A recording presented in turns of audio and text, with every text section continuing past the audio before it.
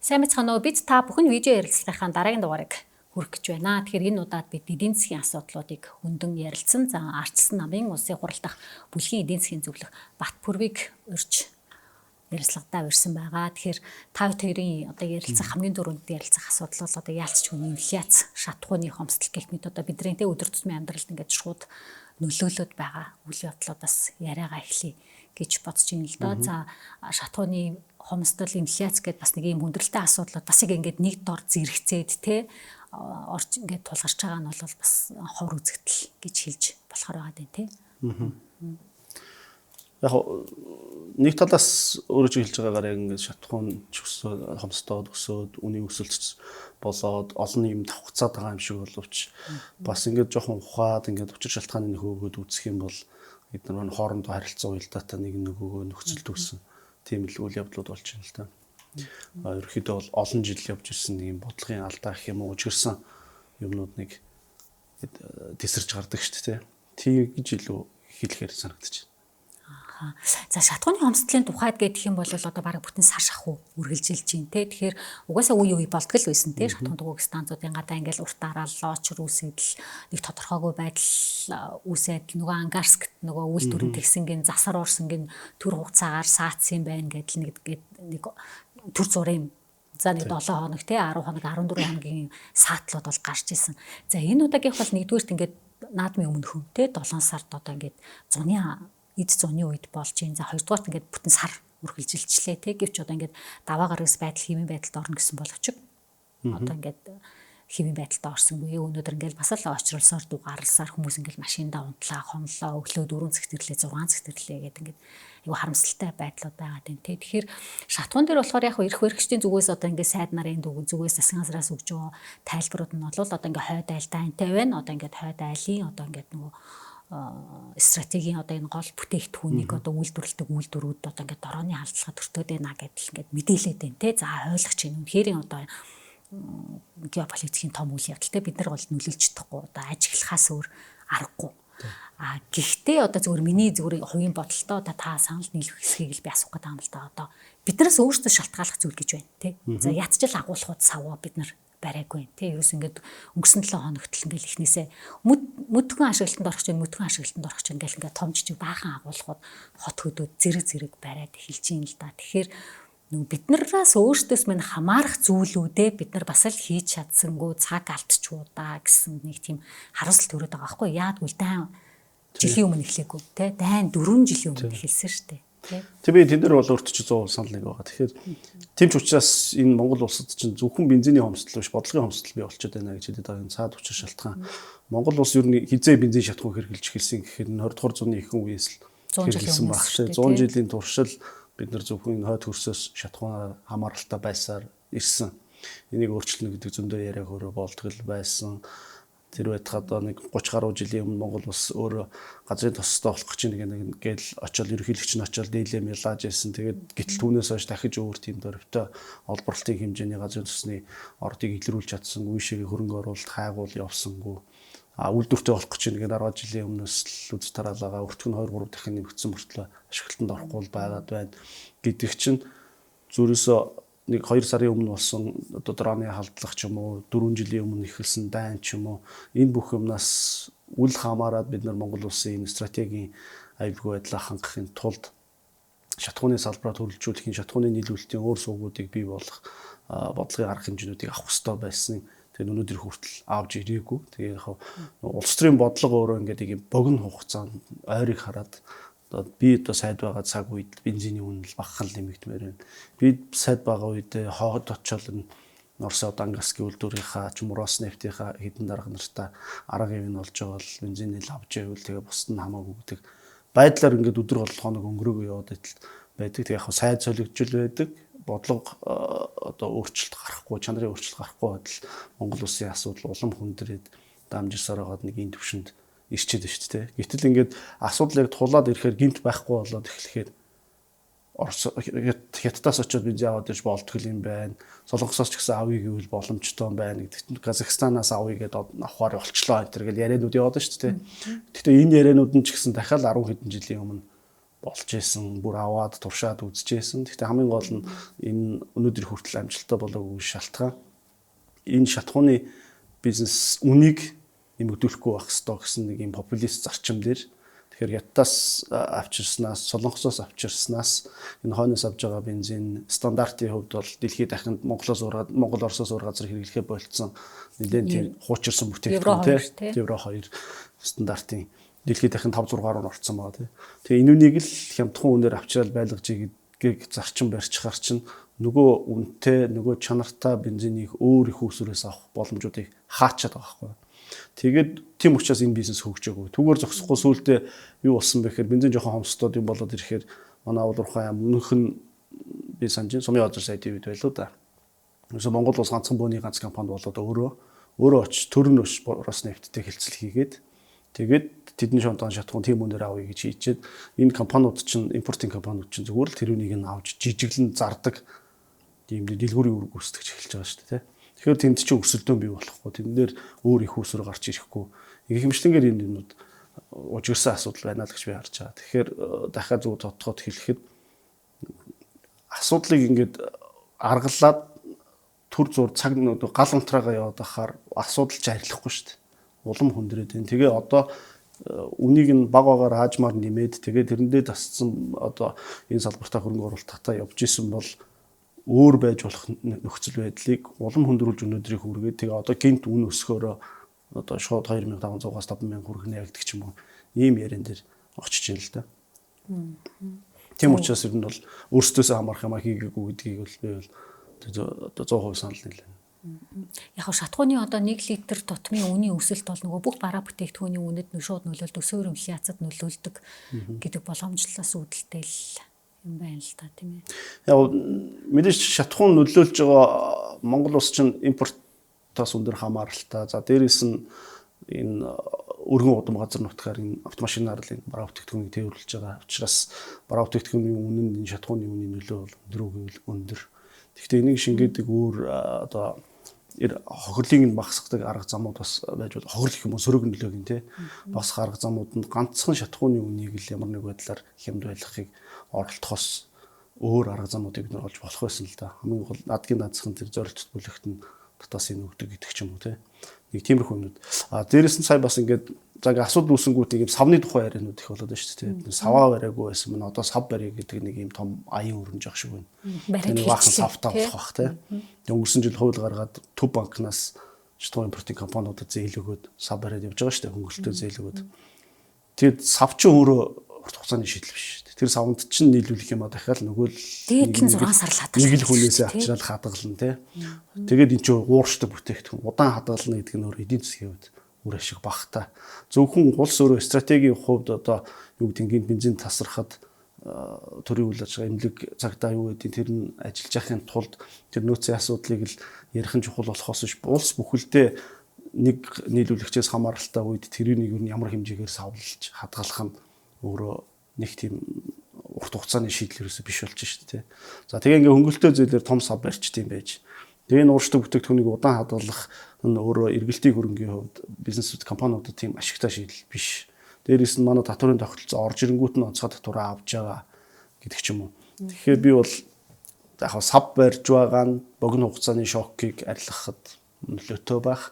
Гэхдээ урт хугацаанд сав барьснаар асуудал шийдэгдэхгүй шүү дээ. Тэгэхээр энэ асуудал дахиад 1-2 жилийн дараа давтагдах байх. Тэгвэл одоо өөр бусад шийдлүүд нь юу байж болох вэ? Одоо за газрын сүнсний бүтээгдэхүүний үйлдвэр маань бол 2028 онд ашиглалтанд орохоор байна тий. Одоогийн төлөвлөгөөр бол бас нэг ямар нэгэн гэмтэл садал гарчихгүй бол тий. За ямар ч байсан бүр 3 ээлжээр ажиллаад энэ төр бас нэлээд ажлуудыг нэрчимжүүлж ах шиг байна.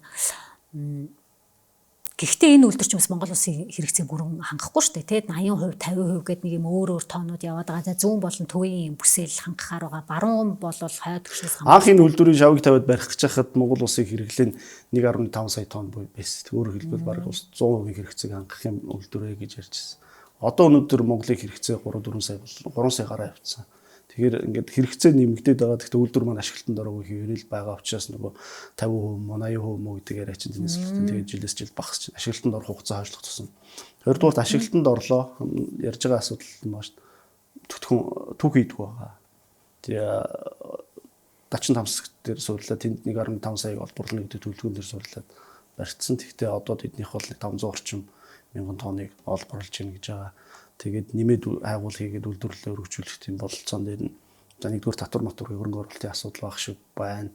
Хоёрдугаарт хөрөнгө оруулагчдыг ажлыг хийхгүй байгаа асуудлууд байна тий. Тэгээд үзэхээр энэ нөгөө нэг юм хүлээгээд гоё юм хүлээгээл за тэгэрхчүүл болох гээд байна гэлээ тий.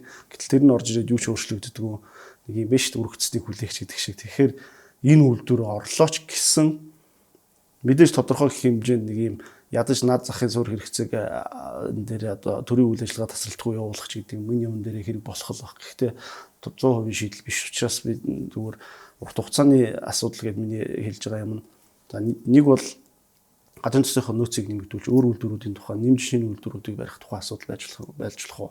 Тэрийг ярих хэрэгтэй юм байна.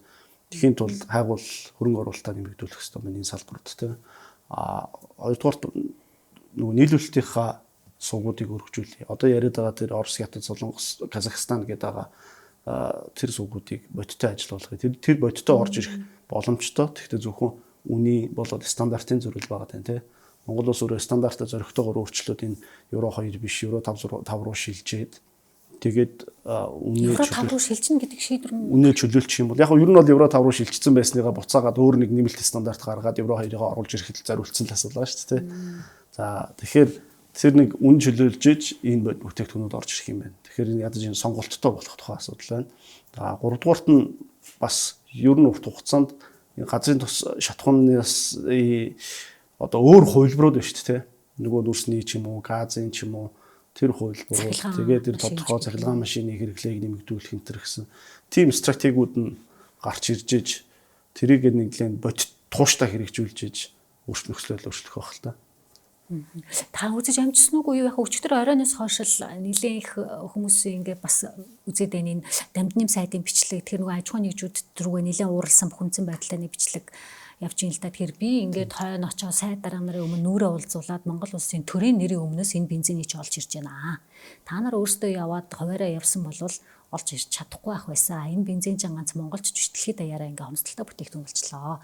Ингээ арай гэж авчирсан чинь та нар агуулгах савндаа хадгалчаа зарахгүй штэ гэд ингээд сайдуурлаад байна штэ. Тэгэхээр нөгөө аж ахуйн нэгжүүдэд яг энэ хэр бодиттой юм бол одоо яалтчгүй дайнаас болоод ингээ бүтээгдэхүүн хомсдчоод тэнд ингээ төрийн оролцоо байгаад байна. Нөгөө аж ахуйн нэгжүүд ч өөрсдөө яриа хэлцээгээ хийгээд өөрсдөө үнэ тохироод хэмжээгээ тохироод яг тэр нэг чөлөөт орон зайд яг одоогийн нөхцөл байдал дээр бол тэр үнэхээр бага байгаа. Яг одоо Оросд газрын шатхууны экспортоо хориглоод хязгаарлалцсан ийм нөхцөлд бол өссөн хүсээгүй юм. Улс төрийн яриа хэлцлээр тэр үнийг нэг онгойлгох тодорхой хэмжээний шатхуу олж ирэх ажил байгаа бах. Яг өнөөдрийн одоо энэ нөхцөл байдал дээр бол тэгэхээр тэн дээр бол жишээ нь ням сайтыг бол одоо ажил хийсэнгүй гэдэг ч юм уу буруутах арга байхгүй. Яг үнэхээр нэг ингээд чадхаас чадахгүй хүртэл явж байгаа шиг байна те. Би бол зүгээр урт хугацааны дүр зургийг харах юм бол энэ чинь бизнесийн зарчмаар яваад өөр компаниудтай энэ импортлогч компаниуд өөрсдөө хилцэл хийдэг байж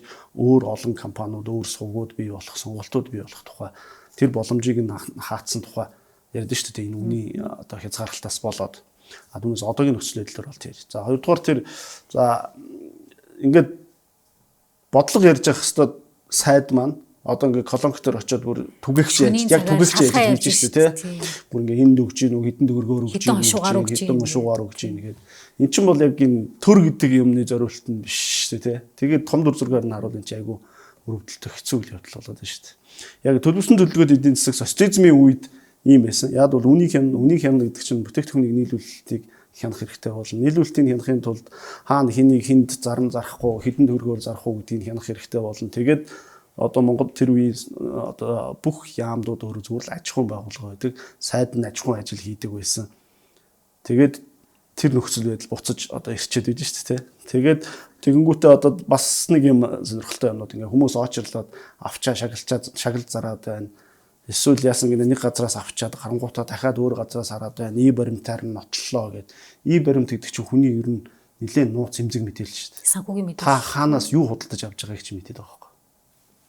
Тэр та өнөөдөр шунхлагаас 50 төгрөгөөр бензин аваад гарахангуутаа дахиад хажуутлан Петросоос 50 төгрөгөөр бензин авсан байна гэдгийг мэдчихээн гэдэг чинь таныг ямар дэлгүүрээс ямар хүн судмараа худалдаж авсан, ямар бар ресторанд юу ууж идсэн, ямар имлэгээр ороод ямар им тариа худалдаж авсан гэдэг чинь хүртэл тэр бүх мэдээлэл тэнд байгаа байхгүй юу? Угаасаа энэ нөтийн систем өөрөө.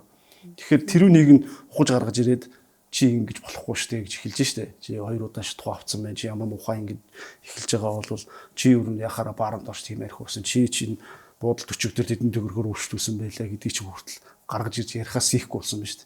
Тэгээд нөгөө хувь хүний эрхэмзэг байдал руу одоо халташгүй ирэх рүү нороод хүний зан төлөвийг нь хянах гэж оролдоод эхлэнэ гэдэг чинь өөрөө энэ юм утгаа алдаад хяналтаас гарч байгаа юм шинж байна. За, шатхуун дээр бол юм байна те.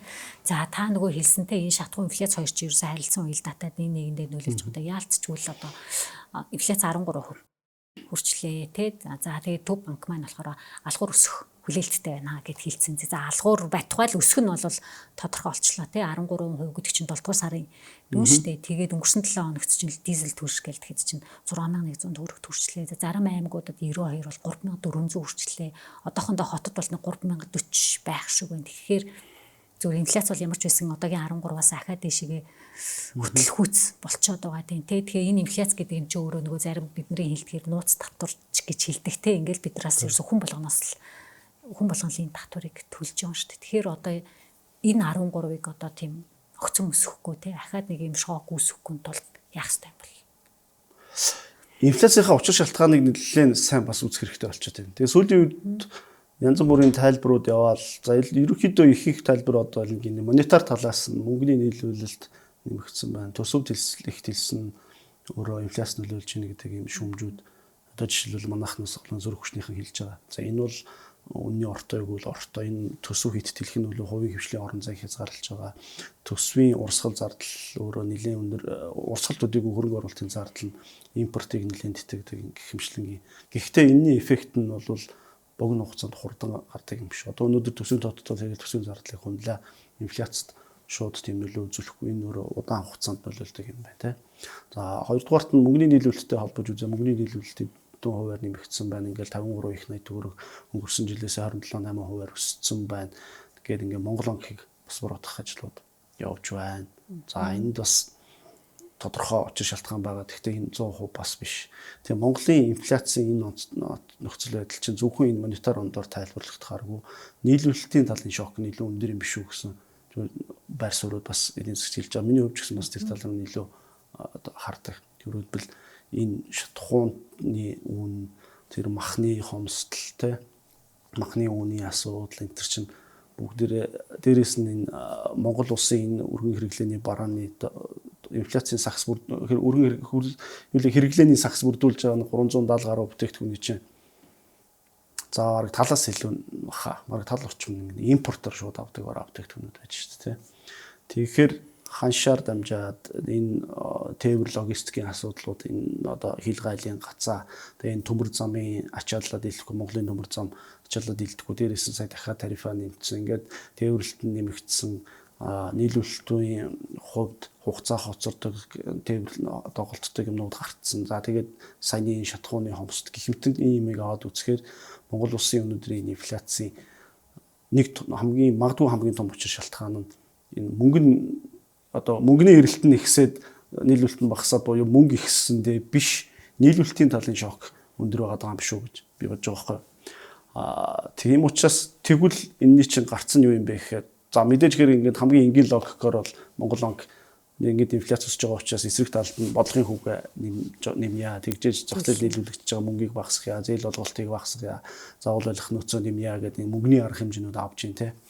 Тэгээд энэ юм чинь үр нөлөөний хувьд хангалттай биш цаг хугацааны хувьд хоцорно. Яг богино хугацаанд инфляцийг өшөө илүү нэмэгдүүлэхгүй байх шийдэл нь юу юм бэ гэхээр импортыг бүтээгдэхүүний нийлүүлэлтийг энэ нийлүүлэлт талд байгаа шокыг арилгах хэрэгтэй болчиход байгаа. Тэгээ уул нь хэдэн жилийн өмнөөс энэ явж энэ Монголын эдийн засгийн гацаа энэ хил гайл бомбт тээвэрлэлтэн дээрээ байна гэж энэ бомбтуудын хүчин чадлыг өргөжүүлээ. Тээвэрлэлтийн хүчин чадлыг өргөжүүлээ гэдэг санаачлалууд явал төмөр замыг хос болгоё. Автоэврийг нэмэгдүүлээ гэдэг нэг хэсэг явж ирсэн ээ. Тэгээ энэ юм ингээд нэг юм ямар үр дүнд хүрсэн ойлгомжгүй стил нөхцөл байдал нь сайжраг байгаад шүү дээ. Тэгэхээр нэг хэлэх гэж байгаа санаа бол амархан юм бас ерөөсөө биш байна. Олон учир шалтгаантай байна. Мөнгөний талаас нь Монгол банк арга хэмжээ авч ийн энэ бол өр нөлөө удаан гарна. Төсвийн тал дээр маш бүр удаан гарна. Яг нийлүүлэлтийн тал дээр бодиттой шок үүсэж байгаа учраас Монголын эдийн засгийг илүү чөлөөтэй болгох энэ агаар оруулах хэрэгтэй байхгүй. Жишээлбэл 96 онд 2090-ад оны ихэнх үеэр чинь Монгол нөгөө эдийн засгийн шоконд ороод инфляц өсөж илээ. Жилийн 200-300% хүрж илээ. Тэгэхээр 96 онд 70% инфляцтай байсан бил. Тэгэд импортын татварыг тэгэлсэн. Импортын бүтээгдэхүүн татварыг тэгэлсэн.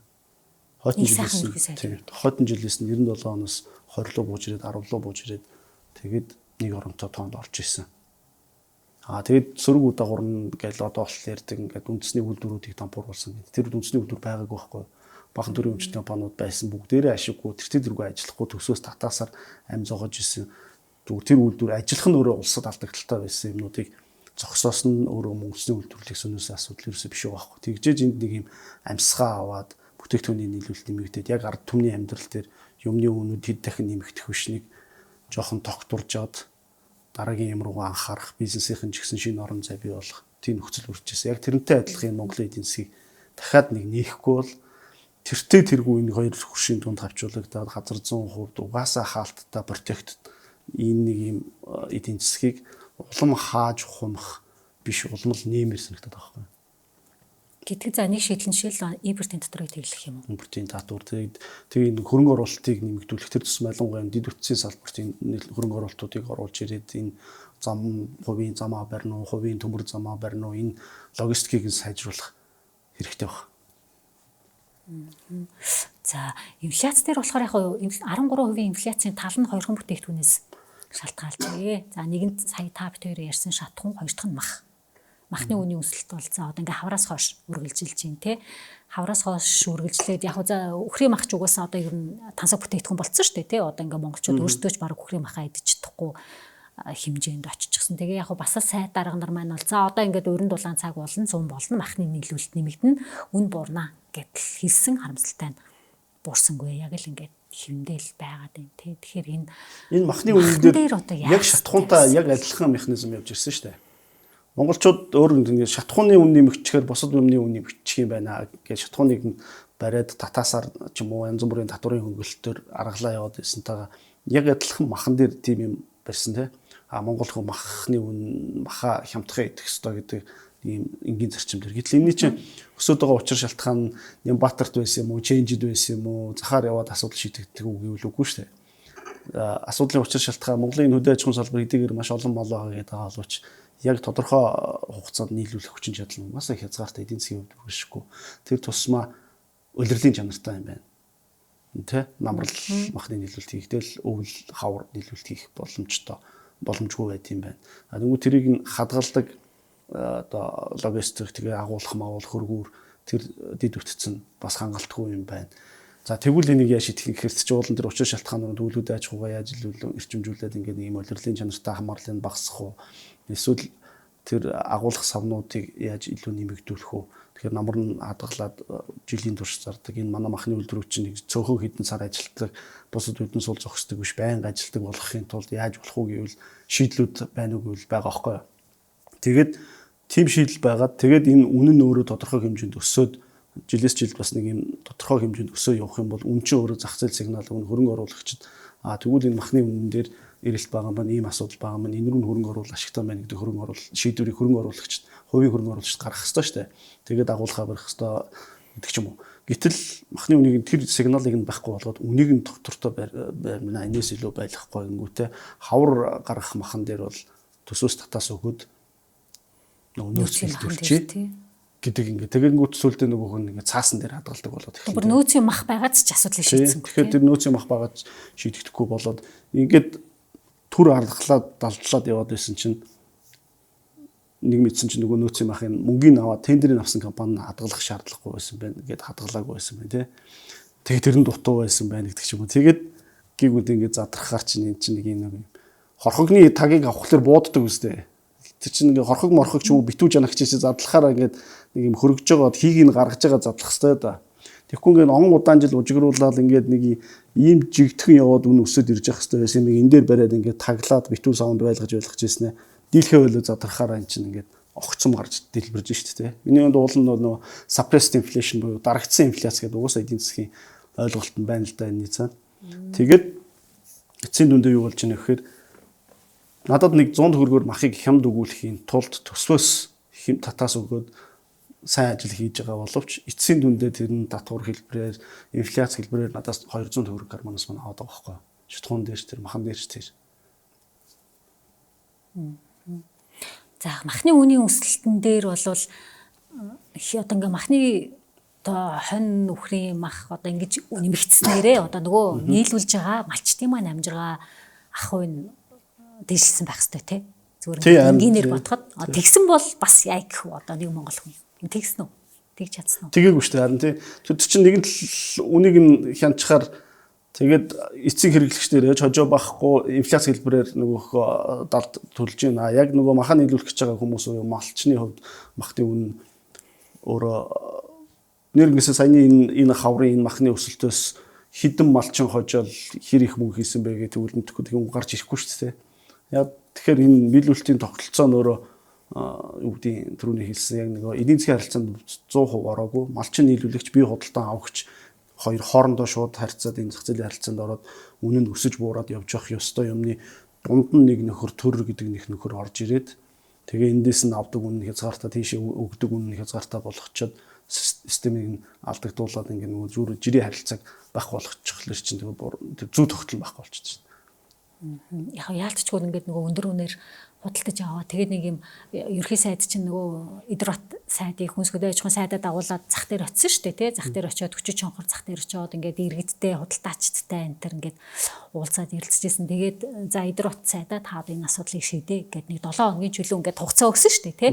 Тэнгүүд нэг юм хүлээлт үүсчихэж байгаа байхгүй. За ямар ч байсан нөхдүүд ингээд асуудлыг мэдж байгаа юм байна. Газар дээр нь очлоо ингээд хүмүүсийнхээ яриаг сонслоо гээд нэг хүлээсэлт үүсцэн дээ. Тэрнээс хойш бол таг чиглэл л да ямар ч тийм шийдэл бол гарч ирсэнгүй. Тэгээ эдэр уцайд бол яг хэвлэлийн урал хийгээд ер нь энэ махны нийлүүлэлтээ замын одоо зураглалыг бол бид ингээ ямар ч байсан гаргачлаа. Энэ бизнестэй энэ чи одоо яг малчнаасаа таны хөргөгчөнд ирэх хүртлээ энэ махчин одоо ямар сүлжээ дамжаад хинийхэр ороод гараад яадаг идэг тийм зураглалыг бид нар гаргачлаа гэж бол ярьсан л да. Тэр зураглалыг эдэр уцайд гинт ойлгоол нээлт хийгээл тэгсэн тэрийг сайжруулаад хэврээл үстэй сайд солиодлоо тэргүй байдаг харилцаа тэрнийг юу гэдэг энэ хүчит чонхор дээр ажиллаж байгаа захын махны ченж илүү сайн мэдж байгаа шүү дээ. Хаана хөрөнгө оруулах ашигтай байгааг хүртэл мэдж байгаа. Тийм учраас тэр хүмүүс ч бүр намар очиод юм уу хавар нь бүр тэр байтга хавар нь очиод малыг нь жижигээр багт нь одоо хург төглийн төлгийг худалдаж аваад намар тэдээр авна шүү гэдээ урьдчилгаагаа өгөөд тэргээ татаж аваад энтергээд тэр схем бол ингээд яг зүү ёс зах зээл чи өөрөө энэ зах зээл гэдэг юм чинь өөрөө яагаад бид нэр ингээд чөлөөт зах зээл төрийн оролцоог багасгах энэ өрсөлдөөн бий болгоё яриад байгаа. Тэгэхээр аль болох олон оролцогч орж чөлөөтэй өрсөлдөх тусмаа энэ дандаа инновац явж идэг. Улам сайжруулж идэг, үр ашиг нэмэгдэж идэг тий. Тэгээд ингээд улам одоо цэгцрээд голдролдоо ороод явж идэг. Тэр юм руу нэг ухаантай сайд орж ирээд юм хийх гэж оролдохоор асуудлыг заавал эвдэж байгаа. Тэгээ ингээд голын голдрол одоо ингээд нэг сэлб голын голдрол шиг юм болоод шүү дээ. Сэлб гол ингээд цэцэдгүй урс ингээд хэдэн 100 мянган жилийн голдрол урсаад ирсэн замыг манай Нямбатар дараах чинь ингээд гоё болгож ийн ингээд экскаватороор ухаж голдрол гаргаж өгөөд ингээд эргэн тойрны гоё цэцэг суулгаад тий. Бараг хиймэл нуур шиг гоё юм болгосон шүү дээ тий. Тэгжээснээ нөгөөх нь сая урсаа явчихсан шүү дээ. Яг тэрнтэй адилхан эдийн засгийн харилцаа өөрийнхөө голдрлоор жамаараа явж явах хэрэгтэй юм дэр очиж нэг энэ тэнд нь гоё цэцэг тарж гоё юм хийснээр эн чинь ажиллахгүй болчихж байгаа. Тэр тусмаа тэр голдрол буюу урсгал явах тэр үндэслэл нь өрсөлдөөнтэй байх, чөлөөтэй байх. Тэр үн өөрөө үн гэдэг нь өөрөө юмны үн хүний төлж байгаа мөнгнөөс илүү үн гэдэг чинь өөрөө сигнал мэдээлэл хаана махны мөн хоорж байгаа үхрийн мах үнэтэй байгаа юм уу хоньны мах үнэтэй байгаа юм уу хаана юу дутагдж байгаа энэ шатхуун дутагдж байгаа юм уу эсвэл юу одоо мэдхгүй одоо ийм аяг тавг дутагдж байгаа юм уу гэдгийг хүн юугаар мэддэг зах зээл чөлөө зах зээл системд юугаар мэддэг юм бэ гэхээр үн гэдэг сигналаар л мэдж байгаа байхгүй. Тийм учраас тэгвэл энд хөрөнгө оруулах хэрэгтэй юм байна. Эсвэл энэ шатхуун ингээд жилээс жил үдид өсдөг учраас одоо энд хоригдлуулах хэрэгтэй байна. Саваа барих хэрэгтэй ч юм уу. Энэ мэдээллүүдийг чи тэр үнийн байхгүй болгочхоор тэр мэдээлэл нь байхгүй болчих. Тэгээ тэр мэдээлэл байхгүй болчоор тэр харилцаа эдийн засгийн харилцаанд байхгүй болоод голын гол төр нь боогдоод байна шүү дээ. Тэгээ боогдож жагаад тэгээд жам ёсны юмыг удаан барьж мөнхийн тэгж барьж чадахгүй. Тийм учраас задрахаараа тэр үер болдог. Тийм л юм л байна. Тэгээ энэний чинь хамгийн гол нь одоо ингээд бид нэр ойлгоод яриад ах биш 70 жилийн турш социалист эдийн засгаар яваад ганцхан Монгол биш нэлээд олон улсууд ийм юм хийх гэж оролдоод бүх юмыг үнийг нь төр тогтооч тийм ээ нийлүүлэлтийг нь хинд хэдэн төгрөгөөр зарахыг тогтоодог тий хин хэдэн төгрөгийн шатхуу авахыг нь талуунаар өгдөг энэ тогтолцоо тэгээд тэрийг коммунизм байгуулна гэж 70 жил оролдоод болоогүй учраас энэ улс орнууд ч бүгдээрээ чөлөө зах зээл гэдэг юм руу шилжчихэд байна шүү дээ. Тэгэхээр бид нар болохоор тэр өөрчлөлтүүдийг хийгээд 30 хэдэн жилийн өмнө үнийг чөлөөлөл, шатхууны үнийг чөлөөлөл, импортын татварыг багасгаал энэ гэл юм хийжсэн нэ. Буцаагаад бүгдээр ингэ хийсэн юмнуудаа ухраагаад ингэ нүдрийг хүрсэн. Тэгээд одоо бид нар яг ингэ 36 жилийн өмнөх нөхцөл байдлаа дахиад ярих хэмжээнд очиж байгаа шүү. Би ч уг нь аягүй чөлөөт эдийн засагт итгэдэг хүм мөртлөө заримдаа одоо ингээ махны үнийн өсөлтөн дээр жишээлбэл яалт ч хэл бас яг 2-1 хувьд ингээ бухимдаад ингээ яг үл чи ингэж байхгүй танд нэг өнөөдөр гинтхэн өчигдөр 100000-аар авч ирсэн мах өнөөдөр 20-30 болоод явчихоор тэгээд таны олдог орлого нэмэгдэхгүй байгаа учраас энэ дэр ялчгүй бухимдаад энэ нэг юм богино хугацааны шийдэл хагаад байна шүү дээ. Гэтэл махны үнэ 10 жилийн туршид аажмаар өсөөд 30,000-таа хүрээд яг тэрнтэй адилхан таны өөрийн орлого өсөөд явж исэн бол эн чинь өөрөө тийм шок болохгүй байхгүй. Тэгэхээр хамгийн гол юм чинь тэр огцом шок болгоод байгаа. Тэгээд нэгдүгürt хоёрдугаарт тэр инфляцаар дамжаад бодит орлого ч өсөхгүй байгаа учраас л байна. Тэгэхээр энэ инфляцийн шалтгаанд явж энэ олон татаас энэ хөдөө аж ахуйн салбарт өгж байгаа татаасууд нь энэ олон хөнгөлөлтөө зээлүүд нь инфляц одоо бүр 6% зээлтэй бүр нэг 6% гэдэг нэг юм бичигдэггүй хууль стандарт тогтчихлоо шүү. Харин тий. Сая газрын тосныхоо одоо энэ агуулгах сав барина гээл 6% зээл авсан. Аялал жуулчлалын гадаад жуулчдыг авчирна, валютын орлого оруулна гээл баахан 6% зээл авсан. Одоо бүр ингээ 6 гэдэг тоо бүр ингээ хатуу тогтчихлоо. Тэгсэн мөртлөө бодлогын хүн 12% байждаг Тий, тий. 2 дахин өндөр. За мах шатхуун дээр юм байгаад байна. Та түрүү нэг яриан дээр хальт дурдаад л өнгөрсөн те тэр Монгол банкны нэг өнгөрсөн 7 хоногт гаргасан шийдвэрийг 12-оос 12.5 гэдэг ингээд 0.5%-аар бодлогын хүүгээ өсгөчлөө шүү дээ те. Тэгэхээр одоо мөнгөний хатуу бодлого гэд бид нар нэрлээд байгаа те. Гэхдээ яг тэр мөнгөний бодлогын хорооны бас зарим гишүүн бол үгүй бид нар хатуу бодлогыг үргэлжлүүлээгүй бид нар эдийн засгийг байгуулзуурдаагүй гэд ингээд яагаад гэвэл нөхцөл байдал юм байна гэд тайлбарлаад л байна л дээ. Тэгэхээр за яг 12-оос 12.5 гэдэг бол бас огцом бол нэмэлт биш. Гэхдээ энэ нь та болохоор үр дүн богино хугацаанд гарахгүй. За хамгийн багадаа 3 сар дээдлэн 6 сарын дараа эдийн засагт одоо үр нөлөөгөө үзүүлдэг гэд бид нар ярьдаг те. Тий энэ мөнгөний бодлогын 5 болохоос өөр сонголт байсан уу? Мөнгөний бодлогын шийдвэр өөрөө зөвхөн энгийн логикоор бол за ингээд инфляц өсөж байгаа учраас мөнгөний бодлогыг илүү чангаруулах хэрэгтэй байна. Тийм учраас бодлогын хөвгөө нэмэх хэрэгтэй байна. Банкуудын заавал байлгах нөөцийг нэмэгдүүлэх хэрэгтэй байна. Ингэж зах руу гарч байгаа мөнгийг хязгаарлах хэрэгтэй байна гэдэг нь энэ бол economics эдийн засгийн хэрэглээг удаашруулах гэдэг тийм economics зооны гэдэг хамгийн энгийн одоо юу гэдэг сурах бичгийн ажил шүү дээ тий. Энэ үнийг хийх нь бол одоо буруу биш байх. Одоо энийг үгүйсэхэд аягүй хэцүү. Яг бол хамгийн одоо энгийн basic арга хэмжээ шүү дээ. Гэхдээ энэ дэр тоо хэмжээний цаг хугацааны асуудал байгаа байхгүй юу? Бид нар одоо өнөөдөр 13% инфляцтай. Тэгээд бодлогын хүүгээ 12 дээр барьж орж ирсэн ээ. За нэг 0.5-аар нэмлээ. Хэдэн жилийн өмнө 6-7% инфляцтай байхад 12 дээр хэрл байж ирсэн. Тэгээ энэ мөнгөний бодлого өөрөө урдчилж явах биш, хоцорж яваад байгаа байхгүй. Тэгэхээр тэрний үр нөлөө байхгүй болчиход байгаа. Дээрэс нь одоо ингээд яг энэ нөхцөл байдал түрүү ярьсан хэрвээ инфляцийн чинь учир шалтгаан явж энэ мөнгөний нийлүүлэлт биш, нийлүүлэлт талын шок юм бол бодлогын хүүг нэмэгдүүлснээр инфляцийн асуудал нэгдүгээр шийдэгдэхгүй, хоёрдугаар эдийн засгаа баамлна. Ялч байхгүй. Тэгээ одоо мөнгөний зах зээл дээр байгаа мөнгөний нийлүүлэлт 53 их 80 энтергээ тэр нь одоо өнгөрсөн оноос 27% өссөн байна. Тэм учраас одоо бодлогын хүүг жоохон нэмэгдүүлж энэ мөнгөний өсөлтийг хязгаарлах хэрэгтэй гэдэг юм яриад байдаг. Гэтэл энэ мөнгөний өсөлтийг чинь бий болгож байгаа нэг этгээд нь Монгол банк өөрөө байхгүй. Монгол руу орж ирж байгаа энэ экспортын сүүлийн үед бол яг энэ нүүрсний үнэ өсөөл экспортын орлого нэмэгдэж штэ тий. Тэгээ оюут толгойтой холбоотой ч гэдэг юм. Тэгэнгүүт орж ирж байгаа доллар болгоныг Монгол банк өөрөө худалдаж авдаг болсон. Дүр аж ахуйн нэгжүүдээс хүртэл шууд ингээ Эрдэнэс 5 толгоогоос ER-аас ингээ шууд авдаг болсон шүү дээ.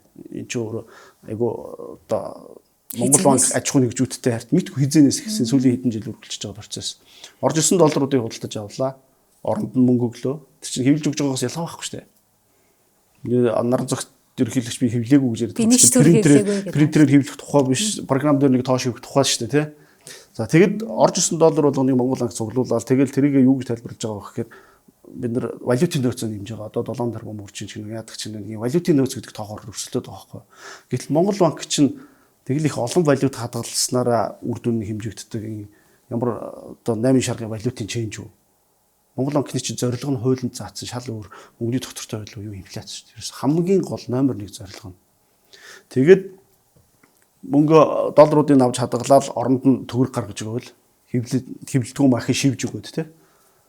Тэгээд яваад байгаа чинь өөрөө энэ мөнгөний нөлтийг нэмэгдүүлж байгаа энэ гадаад их өсвөр талаас нь нэмэгдүүлж байгаа хамгийн том шалтгаан Монгол банк өөрөө шүү. За тэгээд тэрнийг багасгахын тулд банкны үнцаас гэж гаргаад нөгөө бодлогын хүүгээрээ дамжуулаад топ банкны үнцаас гаргаад банкнуудын одоо юунуудыг нөгөө сул хөрөнгийг нь татаж авах гэж оролдож эхэлж байгаа байхгүй юу. Тэгэнгүүт нөгөө яг буцаад тэр нөгөө эдийн засгаа боомлохын руу орно гэдэг чинь юу ч нөхөр өнөөдөр хамгийн сүүлийн 7 сарын статистикээр байсан бахна 13 орчим их найд төгрөг төв банкны үнцаасан дээр байшсан байхгүй.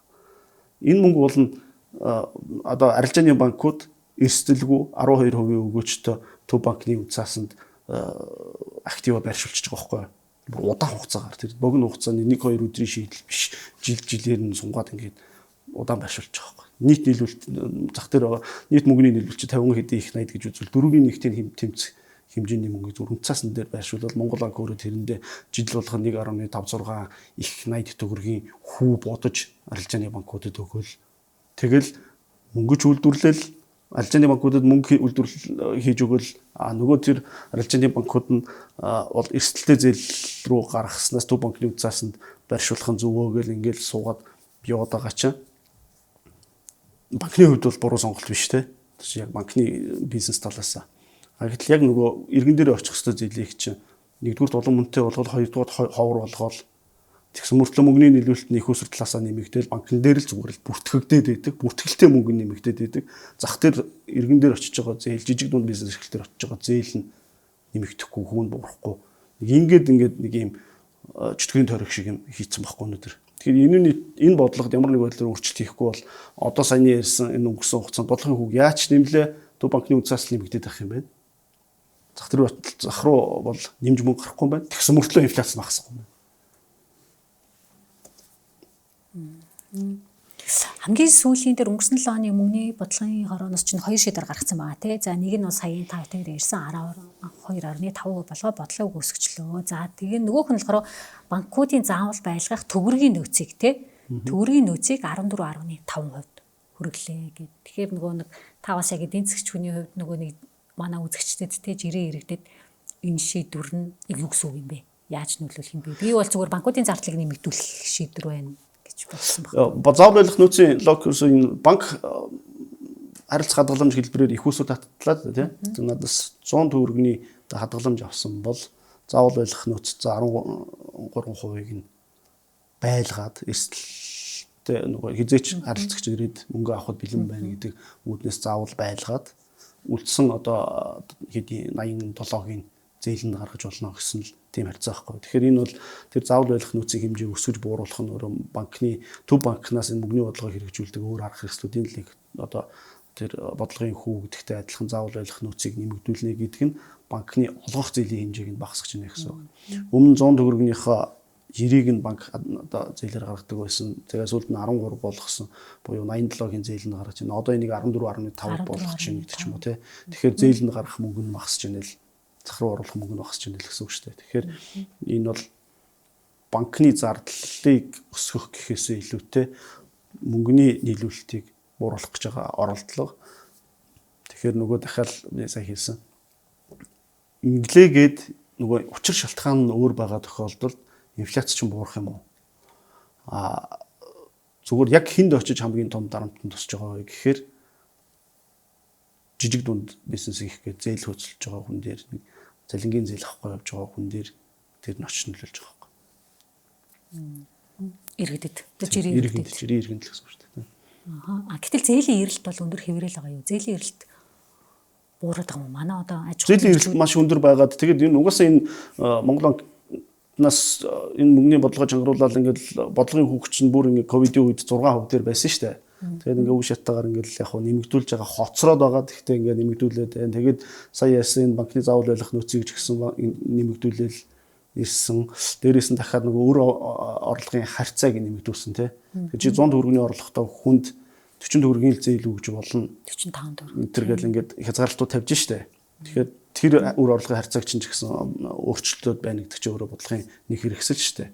Өмнө нь би 100 төгрөгийн орлоготой мөртлөө 60 төгрөгийн зээл авдаг байсан бол одоо 100 төгрөгийн орлоготой ч гэсэн 45-аас илүү зээл авч болохгүй болж эхэллээ штэ. Энэ чинь бас бодлогын хэрэгсэл.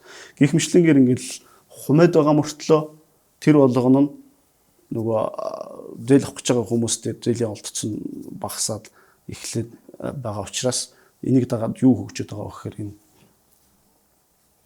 нөгөө банк ус нөгөө бүр түгээс цаашлах юм бол нөгөө албан бус нөгөө мөнгө хүлэлт гэж ярьдаг иргэн хоорондын зээл тийм. Тэр нь л нэмэгдээд байгаа байхгүй. Тэгэнгүүт банк ус санхүүгийн салбар өөрөө Монгол банкны зохицуулалтанд хамаардаг, санхүүгийн зохицуулахаараа хамаардаг гэчээд тэгээд манай энэ макропруденшл талаас бүр манад байдлыг үгээд ингэждэг учраас банкнууд дээр л айтаахан хяналтаа тавиа явчих. Тэр банк ус дээр юу л болов гэдэг байдал руу очиждаг.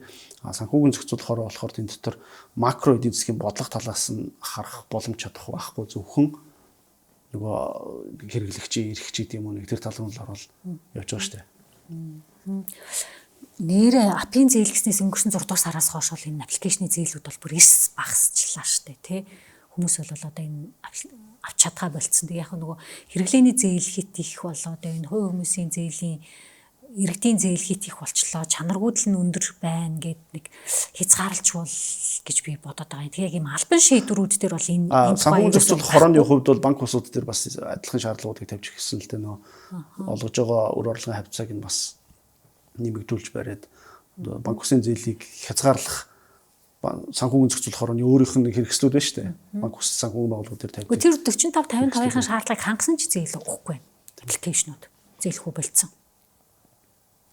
Тэгэхээр шаардлага хангаад байхад өгөхгүй байна гэдэг нь бол тэрнийг бол би бол тайлбарлаж мэдэхгүй. Тэнд нь өөр хүчин шалтгаан байгаа хаа. Зүгээр нийт зах зээлийн хувьд бол үнэхээр зээлийн эрэлт байсвар улам л нэмэгдээд байгаа шүү дээ.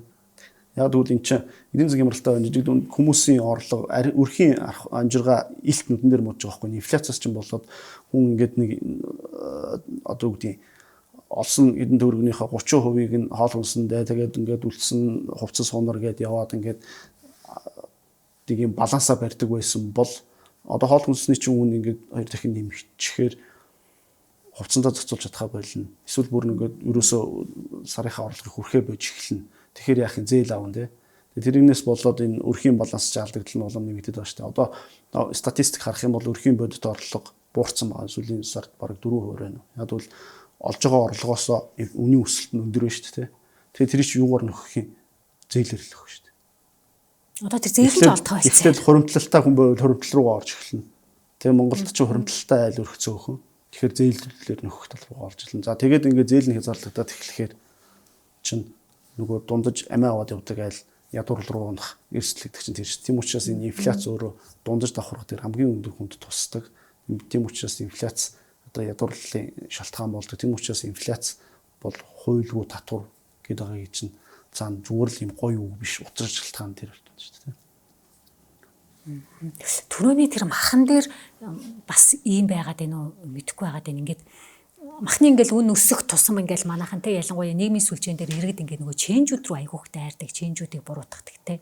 Тэста муусан ченжүүдээс болж гээл ингээд гэдэг те. Тэгээ би бол миний бодол би бол харж бүр тэр ингээд ченжүүдэд баярлаад байдаг байхгүй ингээд тэр хүмүүс чинь те тэр хөдөө гадаа те замтай замгүй манай дид үтцсэн ямар үйлээ те. Тэгээд ингээд ямар ч байсан тэр малчны хотонд нь очиод ингээд эсвэл тэр сумын төв гэдэг юм аймгийн төв дээр нь очиод зах махаас нь очиод ямар ч байсан тэр ингээд малыг авчраа тээвэрлээд бид нарт ингээд зах тэр ямар ч байсан нэг идэх махтай байлгаад шүү дээ. Би бол тэр хүмүүс баярлаад идэв. Гэхдээ энэ махан дээр нэг тийм алтан бус эдийн засаг байгаад байна уу? Одоо тэр ченж жишээлбэл одоо яг Монголд одоо хичнээн тийм одоо ченж гэж муугаар хэлж байна те. Одоо юу гэх юм зуучлан борлуулагчид гэдэг ч юм уу те. Яг энэ махны бизнест ч одоо яг хичнээнхүү ажиллаад байгаа юм. Тэр хүмүүс ингээд хідэн энэ зах зээлчийг хідэн төгрөгний ингээд эргэлдээд байгаа юм. За нэг зуучлан борлуулагч жишээлбэл намрах хутай хідэн ямар хэмжээний орлогыг малчтад өгөөд байна гэдэг ч юм уу нэг тийм тоо статистик албан тоонууд юус байна. Тийм уусаа тэр чинь нөгөө ер нь бол яг хуу change байхгүй бол ер нь мөнгө нь байгаа үнэн байгаа ч махан олдохгүй болно шүү дээ. Энэ change гэдэг чинь энэ борлуулалтын сүлжээг ажилуулж байгаа хамгийн буянтай ажил хийж байгаа хүмүүс байхгүй яг юм дээр. Тэр ажлыг нөхцөлтэй ажилладаг хүмүүс хийж байгаа шүү дээ би бүр. Тэр ажлыг хийснийхаа төлөө тэр хүмүүс чинь тэндээс ашиг олох хэрэгтэй шүү дээ. Ашиггүйгээр тэрийг яагаад хийх хэрэгтэй гэж тийм үү шүү дээ.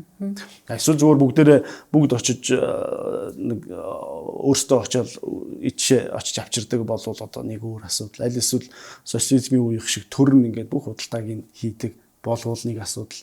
Тэгэхээр тэр change-ийг үзээ ядах сэтгэлгээ гэдэг чинь ерөөсөө энэ социализмын үеэс үлдсэн нэг юм хүмүүсийн сэтгэл зүйд үлдсэн юу гэх юм бараан дурсамжтай л холбоотой байхгүй. Тэр үед дамын 8 ингээд 8 хийсэн хүнийг гинт хэрэгтэй мэт үздэг, төрн буруутгадаг байсан.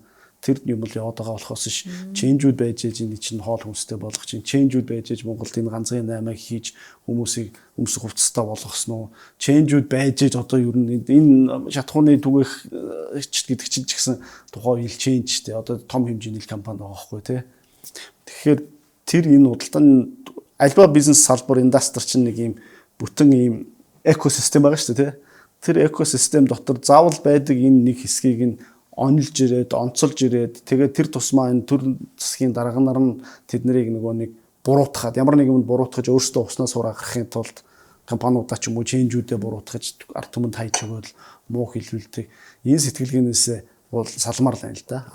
Юуны хувьд бол тоо статистикийн хувьд бол үнэхээр энэ яг нэг тань хэлж байгаа битгүү хідэн change байдгийг яаж ажилтгийг аюу албан бус зах зээл юм байна. Тэр зах зээлийн чи харин эсэргээрээ энэ одоо төр засагч харин тэрийг судлах хэрэгтэй байхгүй юу?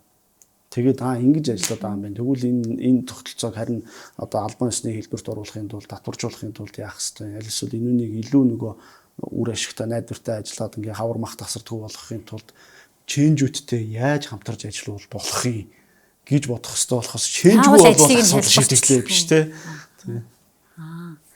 Зөв. За дараагийн сэдв болохоор төсвийн тодтгол байгаад байгаа тий. Сангийн сайд минь цаахан болвол заа 27 оны улсын төсвийн төсөлтэй хамт төсвийн тодтголыг өргөн барина гэд мэдгэгдчихлээ тий. Тэгээ анханасаа энэ оны төсвөж өргөн барихтаа нэлээд өндөр алдагдaltaй 1.2 их 84 төгсөн алдагдaltaй төсөв баталсан шүү дээ тий.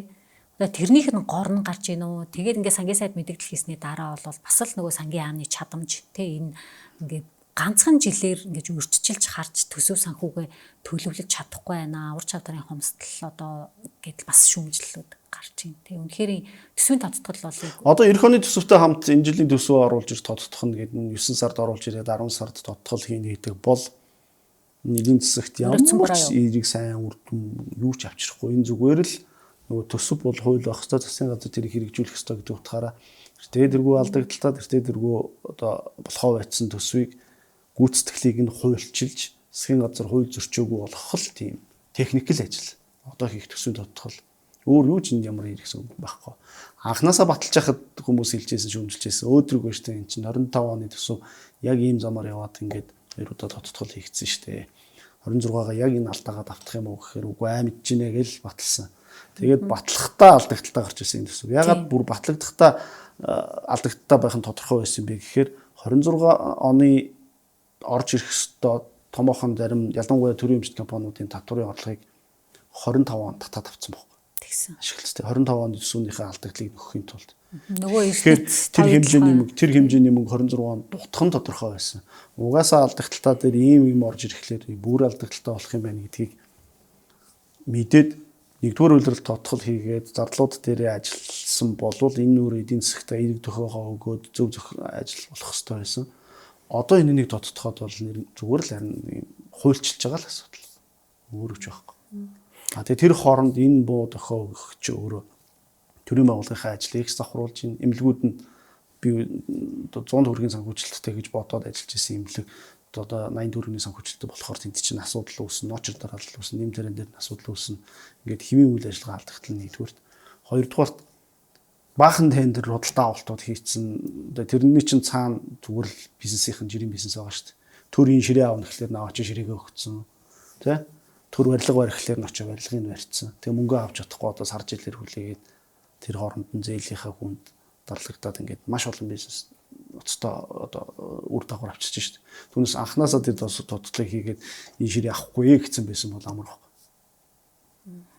Аймагуд дээр энэ тэр яг одоо нөгөө тендерээ зарлаагүй те нөгөө зарцуулаагүй мөнгөнд төсөв татчихин энэ төр гэл бас нэг албан бус мэдээнүүд ярианууд. Тэгээ бодит байдал юу болдгоо гэхэд 6 сарын 30-наас өмнө 6 сарын 1-ний чөлөөр ингээд яхад тодтгол явна. Тэгээ тэрнээс хойш одоо тендерээ зарцуулаагүй байх юм бол мөнгө чинь тасна тодтголоор гэл угаасаа нэг жилийн жил тийм байдаг. Хуулийн дааш нэг тиймэрхүү шаардлага байдаг болохоор угаасаа нөгөө бүх төрийн байгууллагууд нь яадаг вэ гэхээр босон болоогүй бүгдийг нэг оны өмнө зарлаад ичдэг шүү дээ. Одоо ихний хагас жилтэй бүгдийн зарлаад шалгаруулаад тэр байтга бараа бүтээгдэхүүн авчиж байгаа байхгүй. Тэгээд мөнгө нөхгүй. Яг нөгөө л Эрдэнэт оюутлогоо, Эрдэнэс тамтлогоо гэдэг нэг хэдэн том компаниудаасаа бол нийтдээ яг 900 орчим тэрбум төгрөгийн татварын орлогыг нь бол урьдчилаад авсан байна гэдэг нь бол тодорхой болсон шүү дээ тийм. Энийг тэгэд яах ёстой юм болоо бас л хуулиар хориглох ёстой юм болоо. Уг нь энэ чинь сонгуулийн өмнөх жил голтон ийм үзэгдэл болдог байсан шүү дээ тийм. Яг сонгуулийн өмнөх жил тэгсэн чинь бүр сонгуул болохоос 2 жилийн өмнө мөнгөний татаад авцсан. Тэгэхээр засгийн газар их л мөнгөгүй хэцүү байдалд орсон. Энэ ч одоо бүр энэ өнгөрсөн оны сүүлийн үеүүд өсөх хүндрээл тэгэл тэрнийг нөхөхийн тулд чаддаг хэдэн компаниудад дарамтлаад урьдчилаад мөнгө авчих. Энэ ч угаасаа хууль болсон шүү дээ. Тайланд гарч иж эцсийнхаа гүйцэтгэлээр тэдний өргийн талбар тур төлөх юм байна гэдэг төлөх ёстой юм шүү дээ. Тэгэхгүй за чи ирэх жил ер нь ойролцоогоор дор хаяж тэдний өргөний татвар төлж таараа тэгэхээр тэдний одоо өгөөдөх гэж аавна гэдэг чи одоо хууль болсон юм шүү дээ. Угаасаа. Тэгэл зүгээр төрийн өмчт компани учраас болдог тийм ажиллах шүү. Нийтдээ 900 тэрбум төгрөг харин авцсан байгаад байгаа тий. За эх оны төсвийн төсөл бол бас л бидний айгүй анхаарах шаардлагатай төсөл болоод байгаа шүү дээ. Ерөнхийлөгчийн сонгуулийн жилийн өмнөх төсөл. За тэгээ дээрэс нь одоо саяын та бит хоёроо ярьсан одоо ингээл мах шатгүй инфляц гэл эдийн засгаар ингээл нэг баахан ингээд асуудал зэрэг үүссэн айгүй хүндрэлтэй үед батлах гэж байна. Тий. Тэгэхээр энэ дээр одоо танаа нам таны байр суурь ямар байгаа вэ?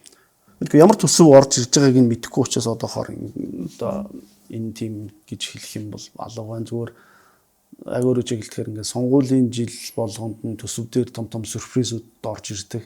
Тэгээ айлуулах тийм сюрприз багтаа байгаад одоо байгаа нөхцөл байдлаа удаага эвлэрээд ойлгоод айлуулах зардлаа тансан өсөлтөө хязгаарласан, төлөлтөө хязгаарласан.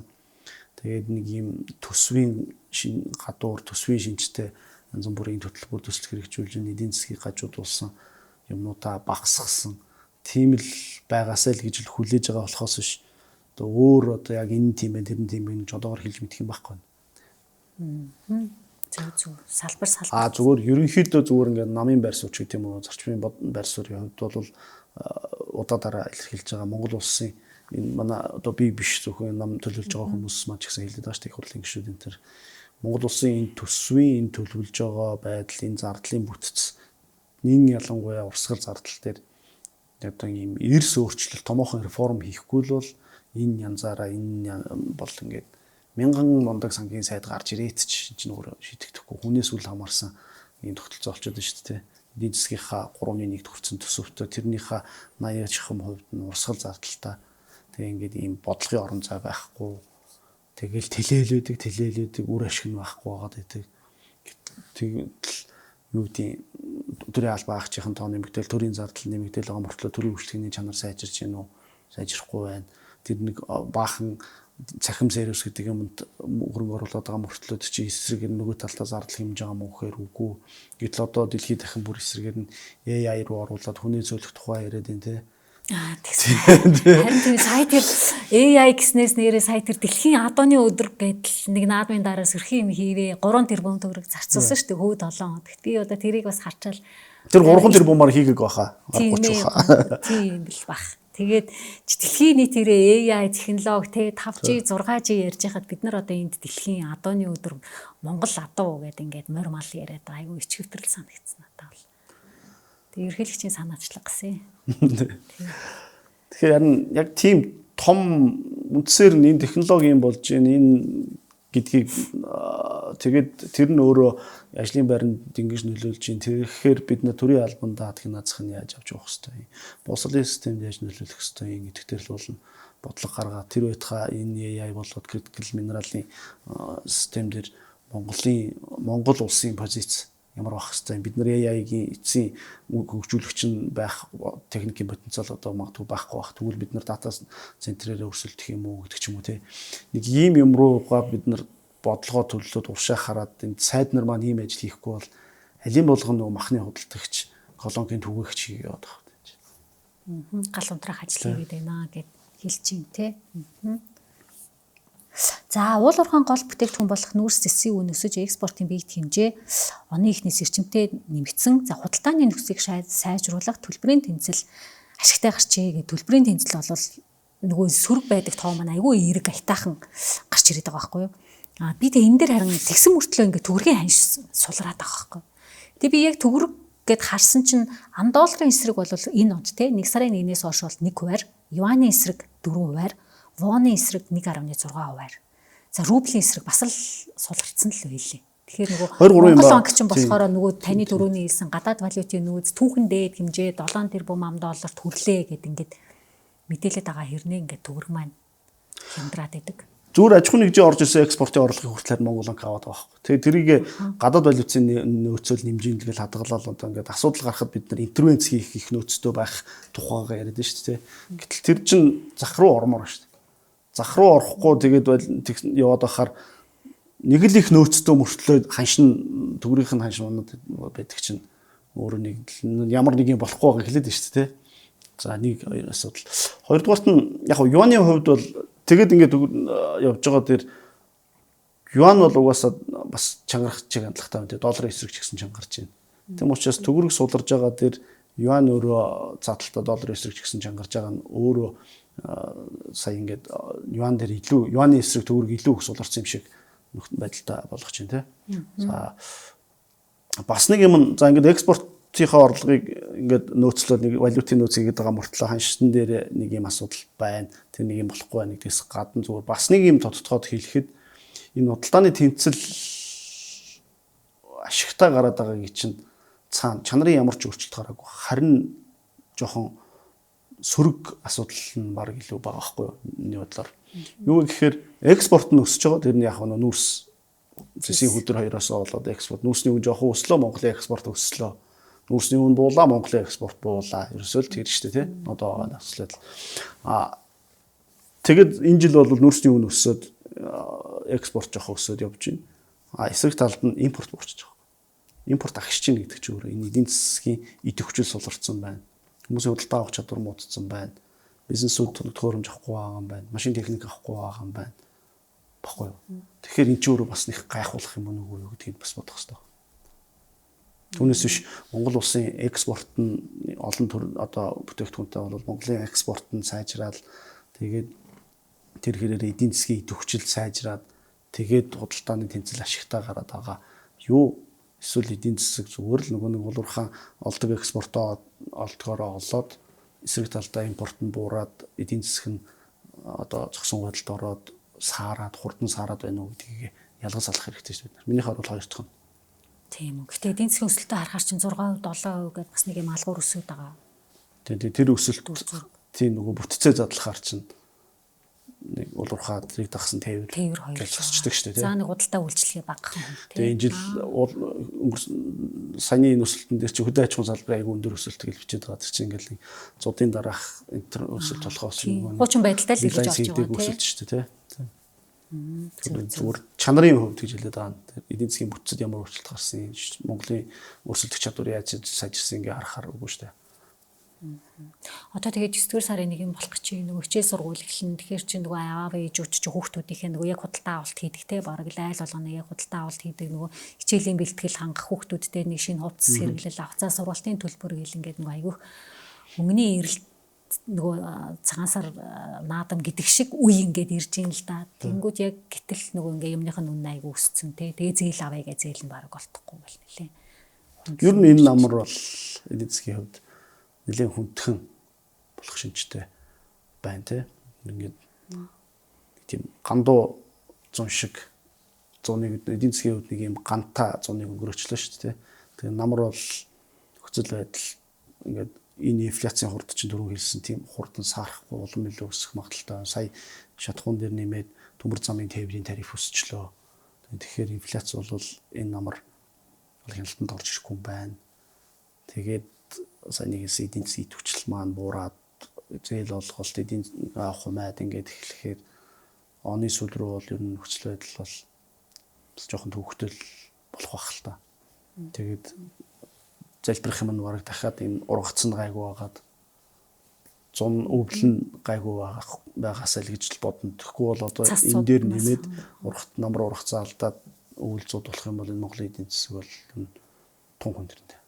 Ардчилсан намын дарга цогт гэрэл хараа яг энэ нөхцөл байдалтай холбогдуулаад яхаа нүүр номондоо нэг одоо улсын хурал илж тусаар хуралдах хэвээр 9 сарын 15-ныг хүлээж болохгүй эдийн засгийн нөхцөл байдлын хүнд болчлоо гэсэн байсан. Тэгэхээр та энтэй санал нийлж байна уу?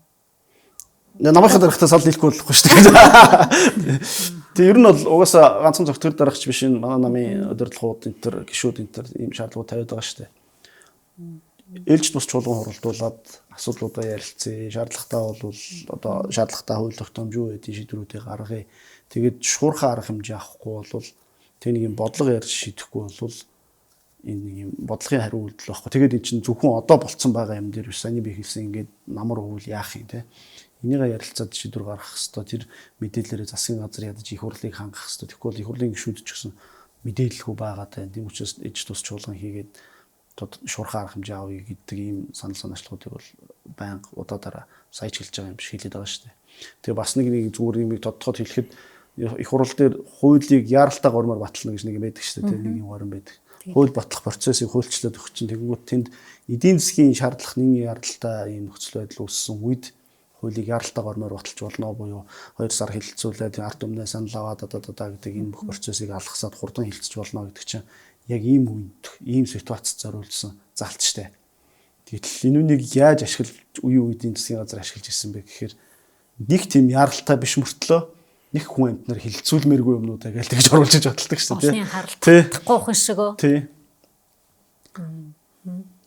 За, ерхий сайд учрлалын засгийн газар бол одоо чөлөөлөе гэдэг нэг үгээр одоо ингээд гол урай алууцанго хийж гин те. За, иргэдийг бизнес эрхлэгчдийг бол одоо энэ хүн суртлаас те төрийн албаны хүн суртлаас ингээд олон гарын үсгнөөс зөвшөөрөл мэдэгдэл гэдэг юмнаас нь чөлөөлөё, хэлбэрчлэе гэдэг бодлоготой ажиллаад байгаа шүү. Тэгэхээр та одоо яг эдийн засгийн хувьд одоо яг энэ учрлалын засгийн газарт ямар үнэлт өгч байна вэ? Тэгтээ одоо чөлөөлөе гэдэг аян урай лозунгийнхаа хувьд бол энэ мэдээж буруу юм биш. Хэрэгтэй юу хэрэгтэй тий. Тэгээд энийг угаасаа бизнесийн орчинд хүсэж байгаа. Тэгээд зүгээр тэр урай лозун бодит амьдрал дээр яаж хэрэгжээд хідэн тушаал журам багасаад хүн суртал яаж багасаад авилгал яаж багасаад тэгээд одоо бизнесийнхний энэ захиргааны зардал хідэн хувиар буурсан гэдэг ч юм уу. Тим юм гарт харж иж бид нар үр дүнгийн дүгнэх хэрэгтэй. Энэ болсон байна болоогүй гэж дүгнэх хэрэгтэй шүү дээ. Тэгэхээр одоо бол надад ч гэсэн тийм тоо байхгүй учраас энэ болоогүй болсон болоогүй гэж одоо шүмжлэх бол худлаа яриа болно шүү дээ.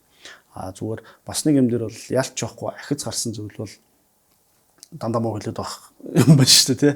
Бизнес эрхчүүдийн нэг хууль гэдгийг бол засгийн газраас өргөнмөрсөн. Тэр үед Арслан намын бүлгээс зохиол төрөл жаргалын нарын гишүүд эдийн засгийн эрхчлөөний хуулийг өргөнмөрсөн. Тэгээ энэ хоёрыг хоёуланг нийлүүлээд аль альнийх нь гол ололттой юмнуудыг нэгтгэхэд нэг төсөл болгоод хаврын жуулганы төгсгөлд баталсан шүү дээ эдийн засгийн эрхчлөөний хууль. Одоо л хэрэгжиж төр үн тогтоохгүй л гэсэн тэр хуулиар чинь болоо. Одоо тэгээ би бас жоохон эргэлзээ л байгаа. Төр үн тогтоохгүйгээс гадна ер нь эдийн засгийн эрхчлөө гэдгийг өргөн утгаар нь аваад үзвэл зөвхөн бизнесийн эрхчлөөтэй хийх тухай биш байхгүй. Зөвхөн лицензийн тухай асуудал биш байхгүй. Засгийн газрын бизнесийн эрхчлөөний хууль бол ингээд бизнес хийхэд дарамтыг багасгах яг тэр чөлөөлөе гэдэг тэр өсвөр концепцийн дотор бизнес хийхэд зөвшөөрөл янз бүрийн юм цөөхөн болгоё. Янз бүрийн шалгалт дарамтыг нь багасгая. Гэвчлэн энэ хүрээндээ хийгдсэн. Энэ хэрэгтэй юу л хэрэгтэй. Нөгөө талд нь эдийн засгийн эрхчлөө гэдэг нь гэрээний эрхчлөө, өмчийн эрхийг хамгаалах, төр тодорхой эрх лиценз өгсөн бол тэрнийхээ хэрэгжилтийн өмнө үүрэг өөрөө хүлээдэг байх, төр зөв бусаар үнэ зах зээлийн үн рүү орохгүй байх гэж байна. Тэр дотор чинь огт одоо зах зээл төр огт байхгүй байх юмны тухай тийм утоп юм яриаггүй шүү дээ. Зүгээр зөв бусаар ороод хооронд нь ижилтгэж өрсөлдөж байгаа юмнууд нэгэнд нь давуу байдал олохгүй байх гэдэг ч юм уу. Тэр тусмаа ингээд энэ стратегийн салбар дээр мэдээж шатхуун дээр одоо тодорхой хэмжээний төрийн оролцоо байж таараа. Гэхдээ тэр нь хувийн хвшил дээр суурилсан, хамтын ажиллагаан дээр суурилсан байх ёстой байна гэдэг ч юм ингээд зарчмуудыг нь зааж өгсөн болохоос биш ерөөсөө л огт төр байхгүй байх юмны тухай яриад байгаа юм шиг юм бас биш. Тийм ч учраас энэ хоёр туйлыг нийлүүлээд нэг төсөл болгоод 7 сард баталцсан. Одоо л харин тэр редакцийн хийлгээд нэг хэвлэн нийтлэгтэй тэгээ хэрэгжээд эхлэх бах. Хэрэгжээд эхлэх үед бол дээрээс нь төрийн байгууллагууд тодорхой үүргийг хүлээлгэж байгаа байхгүй хариуцлагыг хүлээлгэж байгаа. Ийм хариу өгөөгүй бол шийдэгдсэн тооцох хэвээр. Ийм байдлаар бизнесийн нэр хүндэд талцсан бол тэрийг нь залруулах хэвээр. Ийм байдлаар одоо хүн суртал үүсгэсэн бол тэрнийхээ хохирлыг төлөх хэвээр гэдэг ч юм уу. Тэгэд энэ хууль хэрэгжиж эхлэхээр нөгөө зөвхөн уриал лооцсон биш.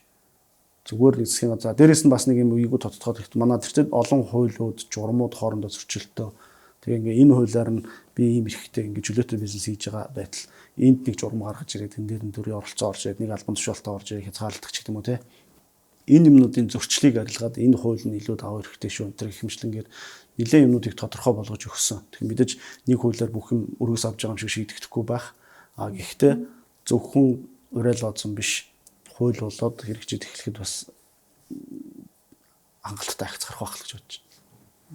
За одоо ингээд ганцхан асуулт асуугаад ярилцлага хоёлоо дуусгая тий. Оюутлахаа гэдэг одоо энэ маш чухал сэдв байгаа тий. Хүн болгоны анхаарал хандуулдаг. Тэгэхээр ямар ч байсан өнгөрсөн хавар бол засгийн газар бас чухал шийдвэрүүдийг гаргалаа тий. Олон жилийн ингээд турш хүлээгдээд ужиграад исэн асуудлуудыг бол шийдлээ штэ тий. Менежментийн гэрээний төлбөр энэ төрийг бол бас өрөөхөн буулгачлаа. Манай дээр иржсэн нөгөө өвөр зээлийн асуудал ч гэсэн нэмэрж явах шиг байна.